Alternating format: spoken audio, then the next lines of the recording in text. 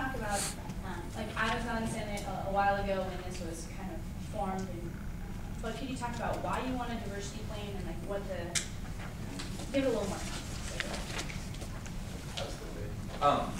Basically, when the Diversity Strategic Development Committee was actually created, this was one of their first charges. It's actually in the bylaws that they would create a diversity plan as a way, as you know, like I said during the beginning, as a general guideline for what they would do and what we're going to do as a committee. And so that way we have specific things that we can be held accountable for, as well as set goals, long-term goals for things that we can aspire to. And so that was the original reason why the diversity plan is in there. It's more or less kind of like our bylaws, I kind of think of it. It's not exactly, obviously, but that's kind of the idea behind it. It's the guidelines that we're going to go to. Senator Steve. I just have a question that I thought of. I didn't think about it in the question period, but is there like a timeline for this?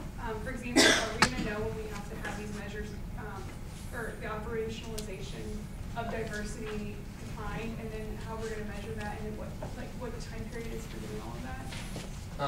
Yeah, this plan, it does say in there that it is an ever-evolving document, so it's going to be adapted every year. It's one of those documents that can't stay standing from year-to-year basis. So basically what it's going to do, we decided that since we can't really easily define diversity, we're going to go with kind of our broad definition of, as Senator Garcia was alluding to, diversity of thought as well as diversity of characteristics, and she listed a few examples. And that's where we're going to kind of go with it. As far as the specific goals in there, those are things that we're going to do on a year-to-year basis and develop. There is no specific time limit because since this is a new committee and we don't know exactly what the capabilities are going to be, we're going to kind of assess it on a year-to-year basis. And if there are any changes that need to be made next year, whenever this gets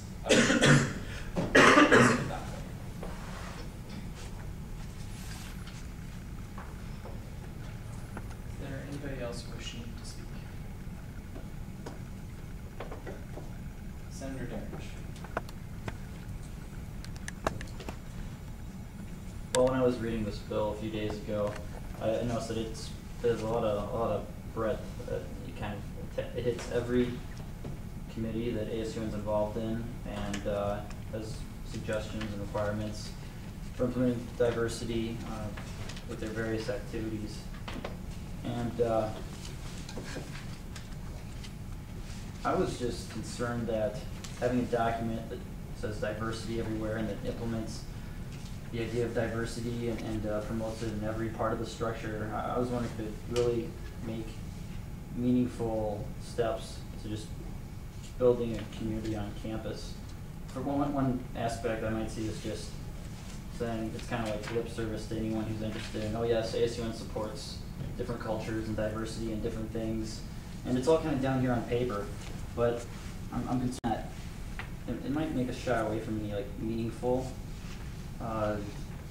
connections with people from different cultures.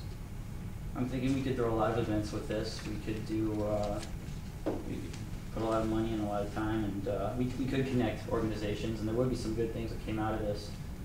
But I sort of just have maybe an alternative that says, let's not look at this document that we produced and approved to make ourselves feel good that we're doing steps, and we will be making steps after this gets passed.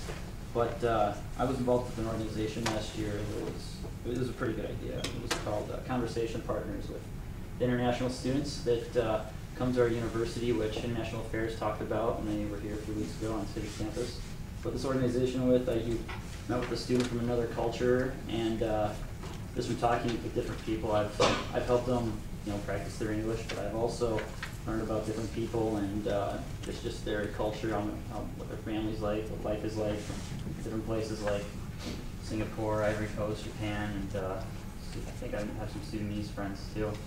But and so my real concern is this: that as a student body, if we pass this, it might send a message that we do care about diversity and people from other cultures, and what people that are different from us have to offer is a lot. But I think it just really wouldn't do justice to say, here, we passed this legislation. I think as a student body, we can make greater steps from actions that are perhaps a little bit different than, we just want you to consider this in all your various activities. I think that's it. Is there anybody else wishing to discuss Senate Bill number 11? Speaker team. I think what Senator answers is exactly true. And I think that we have to take action. So I'm going to pose a question if you're willing to yield, Senator Shaw. If you want to yield the question. If you talk about some of the concrete things that DSD is currently working on, reaching out to students with ASUN, perhaps it's the focus groups, whatever, and then once this passes, what will just make this more than lip service? Because I think that's important, because we can't just pass this and just say we're all about diversity and then do nothing. I think that's really important. I think it makes a great point. Absolutely. And again, I do agree. To speak louder than the words. That is why, at the beginning of this document, it is just kind of a framework to what the committee is going to do. If you turn to page 5 of the document, the DSTC goes for the student body. If you go to the committees, they're more vague because it's on a case-by-case basis. But within the student body one, this is the things that we're going to actually be doing. Right now, we're conducting focus groups across campus. So that we can, with the recognized student organizations that will have us, and we're talking to them so that we can see, kind of survey 3 things. 1 is what they're doing, what their big events are. 2 is how they've interacted with ASUN and how they may want to interact with ASUN in the future. And the 3rd part of that is how they've interacted with other recognized student organizations, or if they want to facilitate that more. So that way we can kind of survey the groups this year and take appropriate action depending on what sort of information we get from them. As far as the goals for the student body, you look at training student leadership. We're going to collaborate with student involvement to see if we can provide information about diversity to them, work with the different entities on campus, and really provide that. Also with the training, we're going to try to develop that this year. That's one of the things that is on our plate, that we're going to be speaking with various entities on campus related to diversity so that we can kind of develop that. And again, if you go through the specific goals, I can go through each one if you want. I don't really know if that's 100% necessary, but basically those are the specific goals for this year. And then we're also going to, if you look at the community allocation collaboration, that is one specific thing we're going to be doing, is meeting with UPFF leaders to discuss what they want to do as far as diversity programming or what they're already doing. So, does that answer the question correctly? Any other discussion? Senator Bennett. I guess I think that the main thing that keeps this from being just something that's on paper is us.